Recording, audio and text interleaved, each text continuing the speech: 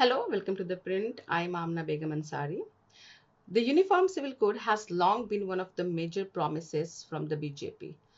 While implementing a nationwide UCC would almost certainly trigger strong political and social reactions, the party seems to have chosen a more gradual and smart way to make it a reality.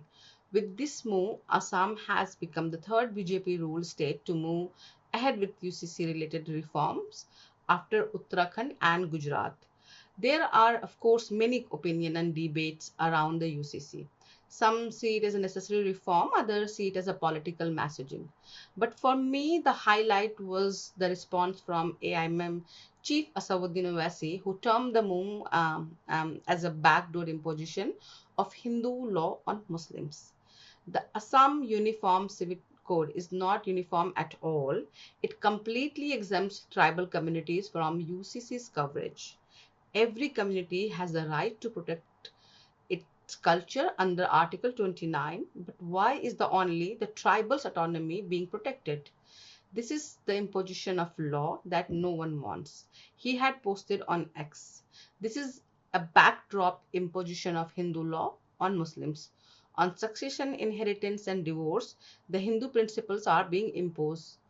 Only Hindu culture is being protected, while Muslims have to comply with these so-called uniform rules. Owaisi added on the X platform X. The debate around the UCC often get reduced to slogans. Supporters sees equality, a way towards a better, more just and progressive society, including me. Opponents call it majoritarianism, where minorities don't have a space for their own culture. But what is true then? What's the basis of the criticism of UCC? Is simply another name for extending Hindu personal law to everyone else? While figures like Owaisi often use this argument to oppose reforms, completely dismissing such a concern would also be intellectually dishonest, as there is some historical basis for it. While reading law in my first year, one thing became quite clear to me. India's post independence reform of Hindu personal laws, commonly called the Hindu Code reforms, did not come out of nowhere. These reforms borrowed heavily from existing Hindu customs, legal tradition, and social practices, while trying to modernize them at the same time. And even today, traces of those origins are still visible. For examples, maintenance and alimony provisions often reflects an older understanding of marriage as something beyond a contract between two people, a lifelong relationship where the husband has to carry responsibilities even after separation. However, with time, these reforms become revolutionary for this era. They moved beyond traditional religious understanding, introduced divorce, expanded women's rights, and challenged many orthodox social practices. In other words, Hindu personal law itself slowly became something of a hybrid, perhaps rooted in a tradition initially, but gradually reshaped through constitutional values and modern law. This is why, while concepts like maintenance may have historical root in older Hindu legal tradition, the maintenance and alimony right that exist today largely operate through statutory law rather than direct religious rules.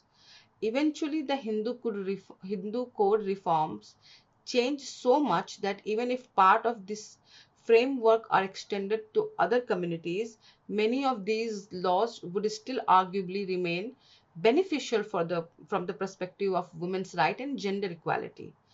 But this does also not mean these laws themselves are perfect.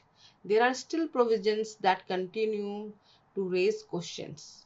For example, inheritance rules under Section 15 still still create situations where a woman dying without a will may see her husband's heirs prioritized over her own parents. Similarly, questions around guardianship laws continue to exist. And then there is an additional question. Scheduled tribes still remain outside large parts of these legal frameworks.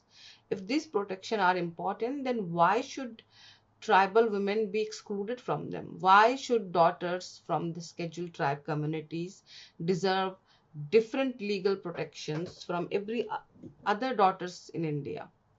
That is why, despite knowing that Owaisi is no messiah of women's rights, I partially agree with him on 2 points. First, if the UCC is supposed to be uniform, then it should actually mean uniform for every citizen of India, including the scheduled tribe. Second, I also believe that a genuinely UCC cannot simply mean replacing multiple religious frameworks with one religious framework that has already been legally codified. No, I am not rejecting the idea of UCC.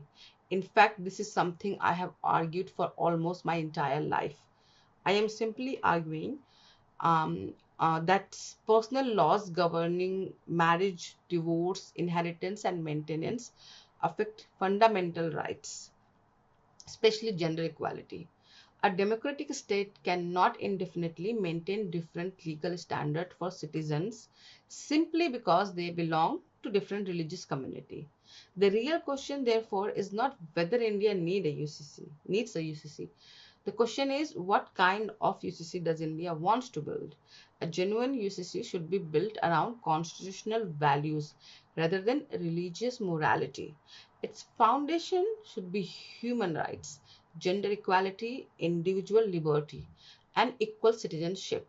It should take good ideas wherever they exist, reject practices that violate equality, and create laws that sees people first as citizens rather than primarily members of religious communities. UCC may ultimately become necessary if India wishes to maintain equal civil rights across communities. But it is equally important to ensure that its foundation is built on human rights and equal citizenship rather than simply creating uniformity for its own sake.